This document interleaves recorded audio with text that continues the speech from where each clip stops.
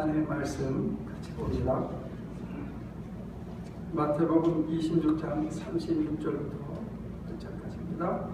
그때 예수께서 제자들과 함께 겟세마네라고 하는 곳에 가서 그들에게 말씀하셨다. 내가 저기 가서 기도하는 동안에 너희는 여기 앉아 있어라. 그리고 베드로와 세베대의 두 아들을 데리고 가서 근심하며 괴로워하기 시작하였다. 그때 예수께서 그들에게 말씀하셨다. 내 마음이 괴로워 죽을 지경이다. 너희는 여기에 머무르며 나와 함께 깨어 있어라. 예수께서는 조금 더 나아가서 얼굴을 땅에 대고 엎드려서 기도하셨다. 나의 아버지, 하실 수만 있으시면 이 잔을 내게서 지나가게 해 주십시오. 그러나 내 뜻대로 하지 마시고 아버지의 뜻대로 해 주십시오. 그리고 제자들에게 와서 보시니 그들은 자고 있었다. 그래서 베드로에게 말씀하셨다. 이렇게 너희는 한 시간도 나와 함께 깨어 있을 수 없느냐? 시험에 빠지지 않도록 깨어서 기도해라.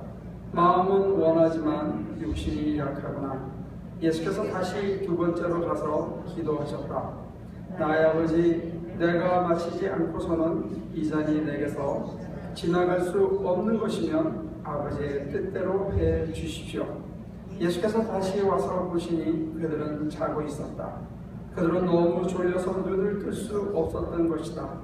예수께서는 그들을 그대로 두고 다시 가서 또 다시 같은 말씀으로 세 번째로 기도하셨다. 그리고 제자들에게 와서 그들에게 말씀하셨다. 이제 남은 시간은 자고 쉬어라. 보아라, 때가 이르렀다. 인자가 죄인들의 손에 넘어간다. 일어나서 가사 보아라. 나를 넘겨줄 자가 가까이 왔다. 예수님은 제자들이 배신할 줄을 알았습니다. 제자들이 달아날 줄을 알았습니다.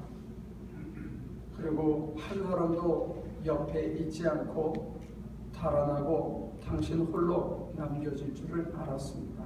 그래서 베드로에게 다른 복음서에 보면 이렇게 경고합니다. 네가 오늘 닭이 울기 전에 나를 세 번이나 부인할 것이다. 하룻밤이 다 가기 전에 모든 사람이 달아나도 저는 안 가겠습니다. 저는 주님과 더불어 죽겠습니다 라고 얘기했던 그 베드로가 실제로 예수님을 저주하면서 예수님을 모른다고 부정했습니다.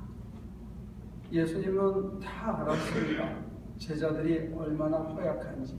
그리고 이 시간 기도할 때는 한 시간도 못 버티고 자기는 괴로워 죽겠다고 기도하는데 이 잔이 내게서 떠나가게 해달라고 절절히 기도하시는데 제자들은 그 눈을 못 떠가지고 너무 졸려서 자고 있는 모습을 여실히 보셨습니다. 그런데 그걸 다 아시는 예수님께서 제자들이 얼마나 허약한지, 얼마나 못 알아듣는지, 아무리 얘기해도 못 알아듣는지, 그리고 자기는 절박하게 기도하고 있는데 잠드는지, 그래 그들의 머릿속에 뭐가 꽉 차 있는지 다 아시는데 한잔이 하겠다는 생각으로 꽉 차 있고 예수님이 귀신을 내쫓고 병자를 고치고 죽은 자를 살리는 그 놀라운 감격을 보면서 그거에 취해 있어서 예수님이 뭐라고 가르쳐줘도 들리지 않는 그거를 보면서 예수님께서는 참 신기한 게 어떻게 그렇게 허약한 사람들에게 자기 인생을 송두리째 걸었냐. 허약한지 뻔히 알아. 택해서 데리고 다녔는데 별로 개선의 여지가 없어. 그러면 조금 더 사시든지 아니면 인간을 개조시키든지 그렇게 액션을 취해야 되는데 그런 허약한 인간들에게 자기의 모든 것을 다 넘기고 그냥 죽음을 받아들였다. 아니 어쩌면 이 허약한 인간들 12명에게 자기의 모든 것을 다 걸었다. 도대체 왜 그랬을까? 어쩌면 이거는 우리 자신의 고백이기도 한데 우리가 우리 모습을 살피면 이거 도저히 안 될 때가 많고, 받아들여지지 않을 때도 많고, 믿어지지 않을 때도 많고, 깨달아도 실천이 안 될 때가 너무 많은데, 그런 우리를 믿어주시는 걸 보면서 이게 왜 그럴까? 우리가 짐작을 해보면 두 가지인데, 하나는 주님께서는 우리 인간이 허약하다는 걸 누구보다도 잘 알지만 동시에 하나님이 그 무엇보다도 질기고 권능이 있다는 것도 또 믿으신 것 같아요. 다시 말해서 주님께서는 제자들이 다 배신하고 달아날 것도 아셨지만 당신이 처절하게 채찍에 맞고 무덤에 갇힌 후에 다시 살아날 것, 그래서 갈릴리로 제자들보다 먼저 갈 것을 알았다, 믿었다, 이게 아닌가 싶어요. 그래서 제자들에게 당신이 죽은 다음에 다시 살 것과, 특별히 요 마태복음 25장에 보면 내가 다시 살아나서 너희보다 먼저 갈릴리로 갈 거다, 거기서 만나자. 갈릴리는 예수님이 제자들을 처음 만났던 곳이고 예수님의 공생의 사역이 제일 많이 이루어졌던 바로 그곳이에요. 거기서 다시 만나자는 겁니다. 그러니까 제자들이 허약하게 무너질 것도 알았지만 당신이 다시 그들을 만날 것도 알았다. 이 두 가지 긴장이 되는 거예요.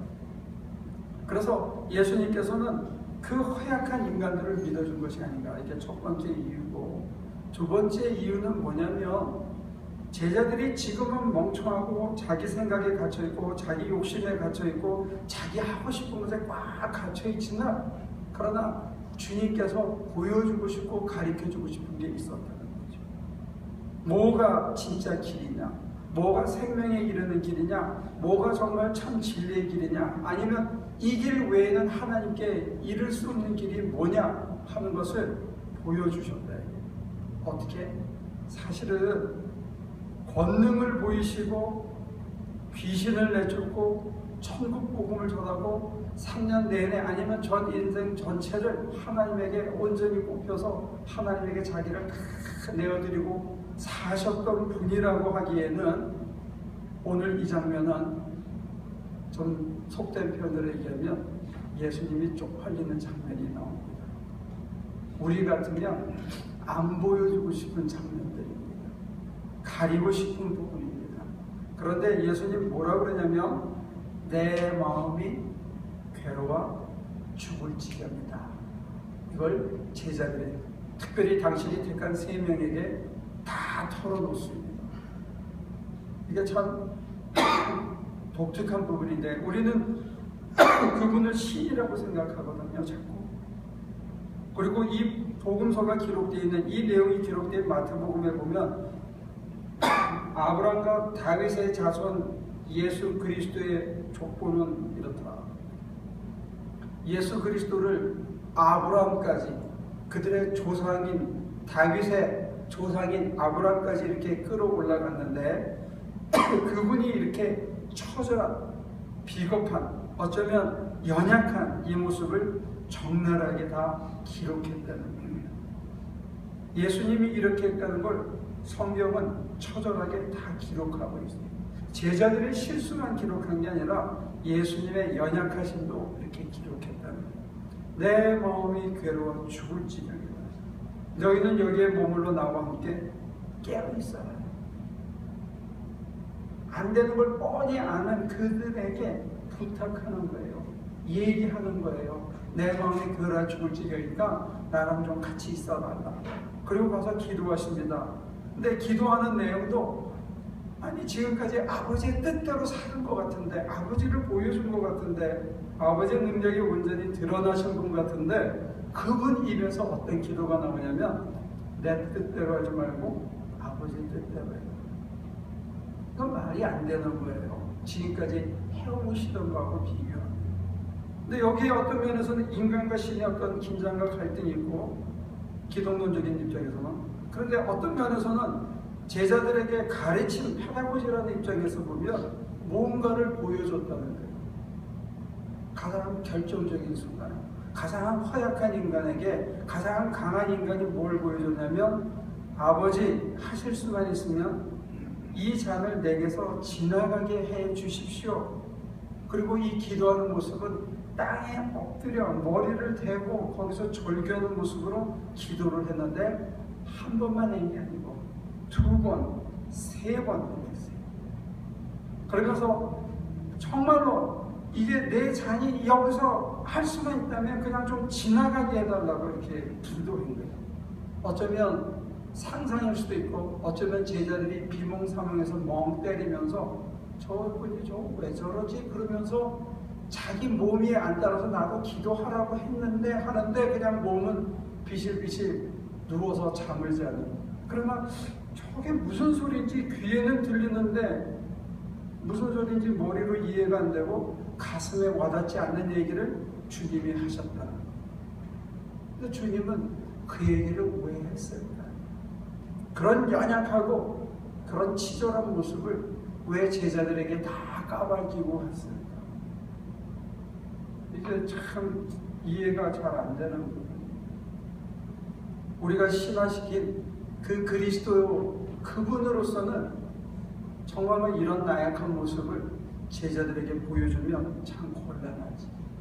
제자들은 이걸 뭔 소리인지 몰랐습니다. 다 달아놨습니다. 우리들은 그 결말을 다 알잖아요. 그래서 성경에 보면 영어 성경에는 scattered heart, 다 갈라 터진. 그래서 마치 자동차 유리창이 깨져가지고 조각조각 나듯 베드로의 가슴이 다 갈라 터졌다. 그랬는데도 그 베드로는 우리가 잘 아는 대로 부활의 주님을 만난 다음에도 낚시하러 고기 잡으러 또 달아나는 그런 연약한 모습을 보였는데 예수님은 그들이 그렇게 연약한 것을 다 아셨다는 거죠. 근데 그 연약한 인간들에게 당신의 가장 연약한 모습을 지금 겟세마네 동산에서 보여주셨고, 복음서는 요한복음을 제외한 모든 복음서는 그 연약한 모습을 그대로 기록하고 있습니다. 왜 그랬냐? 지금은 비록 깨닫지 못하지만 이 길만이 사는 길이다. 이 방법 말고는 없다. 기독교의 가장 독특한, 가장 유니크한 모습이 뭐냐면 주님이 지금 보여주신 이 모습이래요. 내 뜻대로 마시고 아버지의 뜻대로 엎드려 절개를 한 번이 아니고 두 번이 아니고 3번을 완성될 때까지 엎드려 기도하며 절규하며 할 수만 있으면 이 잔이 내게서, 그래서 기도하면서 인간의 가장 처절한 연약함을 직시하려는 거예요. 내가 이렇게 연약하다는 건, 내가 할 수만 있으면 이거 안 하고 싶은 게 이게 내 모습이라는 걸 저와 여러분들이 인정하려는 거예요. 나는 고통받기 싫다. 나는 힘든 거 싫다. 나는 괴로운 거 싫다. 나는 남이 아프게 하는 거 싫다. 이게 나다. 나 하나 이거 사는 게 급급한, 이게 나의 본성이고 어쩌면 내가 이게 하나님보다 나를 먼저 생각하는 이게 나다 하는 것을 정직하게 인정하려는 거예요. 남편이고 자식이고 내가 먼저다, 이게 나라는 것을 먼저 인정하려는 거예요. 주님은 언젠가는 이 모습이 제자들에게 다시 기억나게 하기를 바랬다는 거죠. 이 겟세마네 동산의 기도가 사실은 아버지 하나님에게 이르는, 연약한 인간이 이룰 수 있는 유일한 길인지도 모르. 나는 길이요 진리요 생명이다. 이 길을 통해서만 어쩌면 우리가 아버지에게 이를지도 몰라요. 이걸 자기 포기라고 합니다. 인간의 자기 한계를 수용하고 내가 나의 옛 껍질을 포기하는 겁니다. 그리고 하나님을 받아들이는 거죠.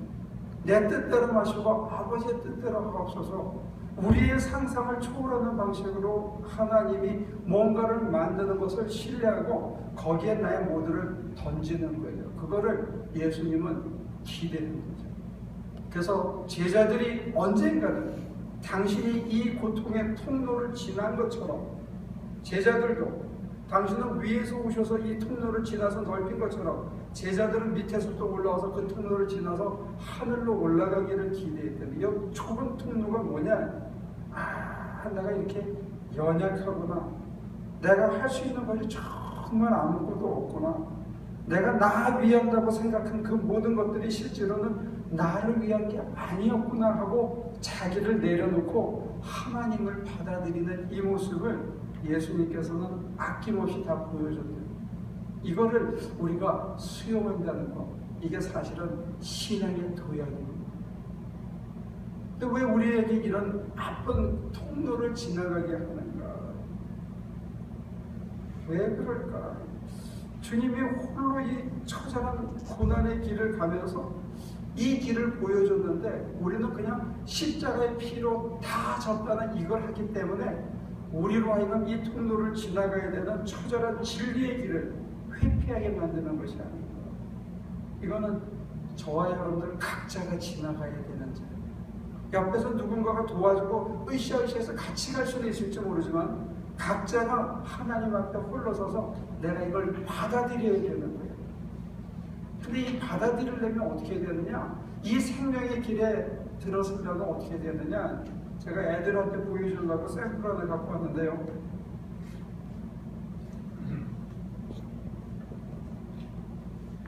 이게 뭔지 아세요? 이거? 보셨어요?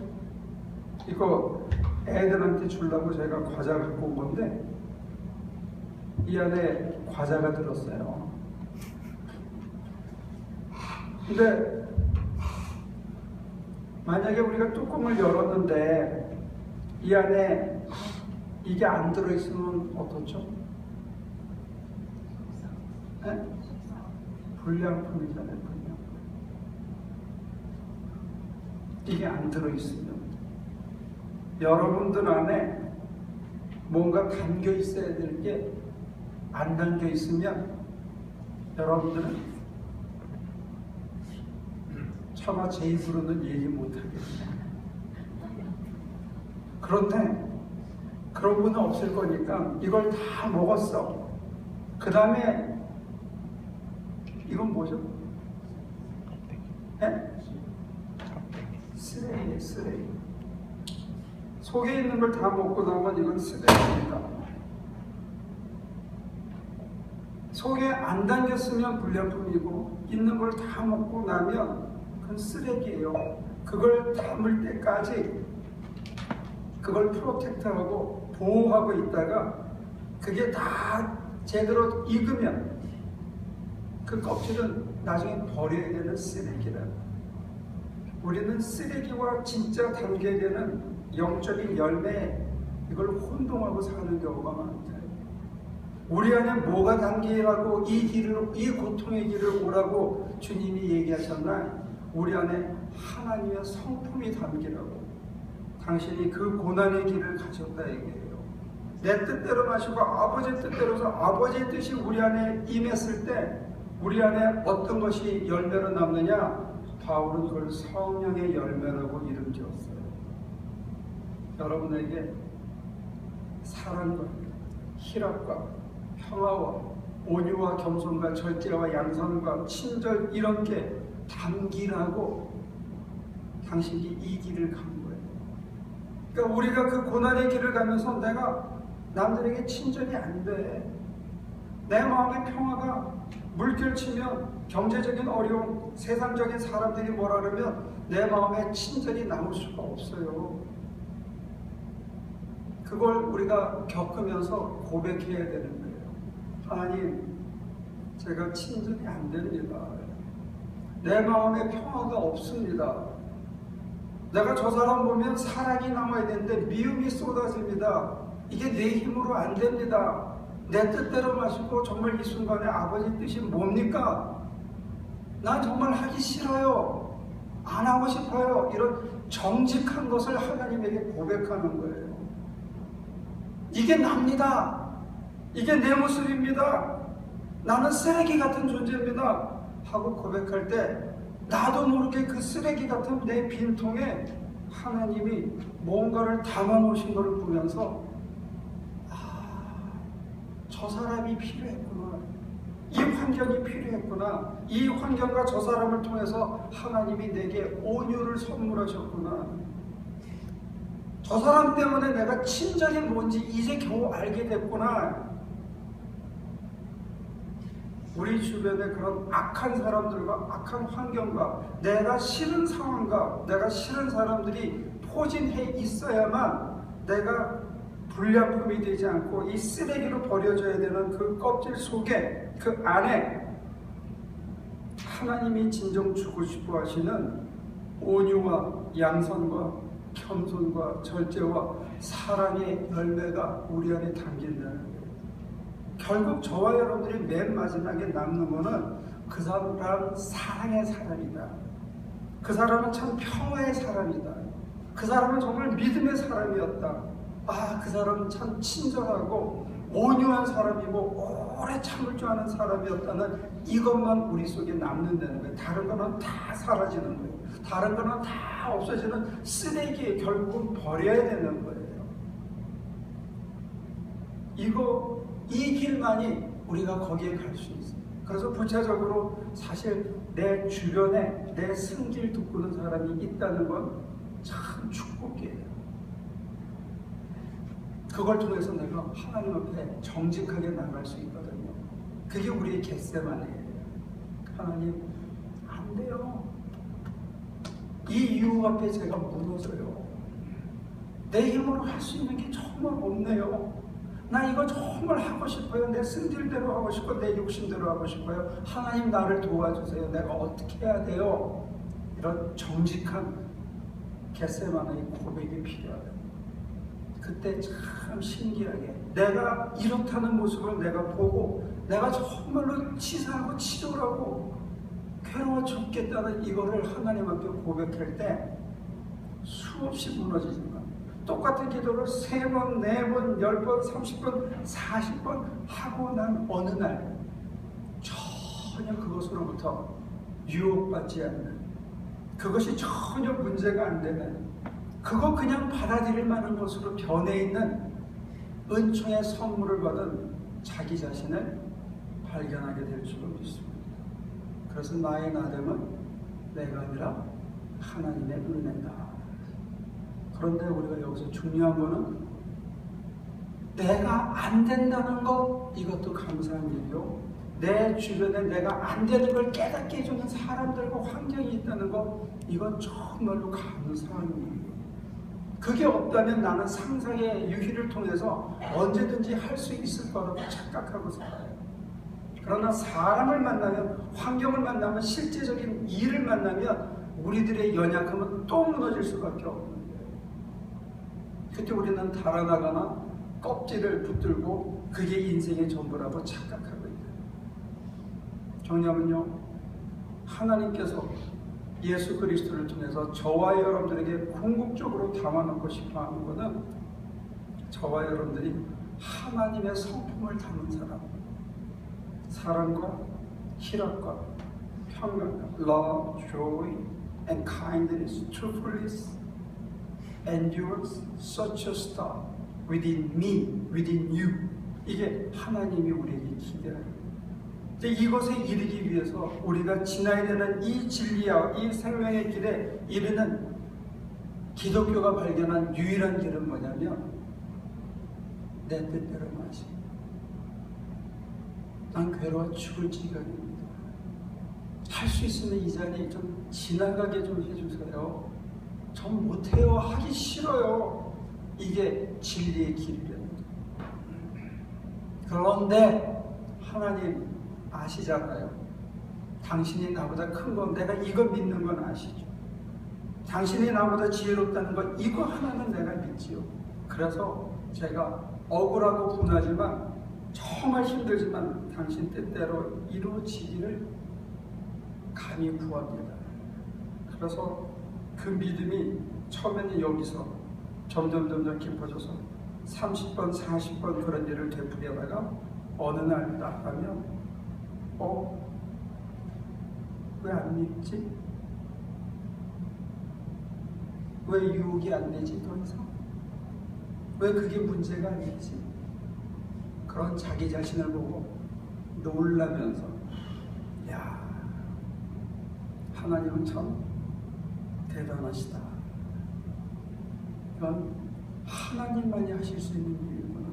이런 고백과 탄식과 찬양이 저와 여러분들의 입에서 나올 줄로 믿습니다. 그런 기적, 그걸 통해서 여러분들이 불량품에서 하나님 보시기에 참 좋은, 보시기에 참 좋은, 내가 쟤는 참 잘 만든 것 같아, 이런 칭찬이 여러분들에게 있기를 축원합니다. 기도하겠습니다.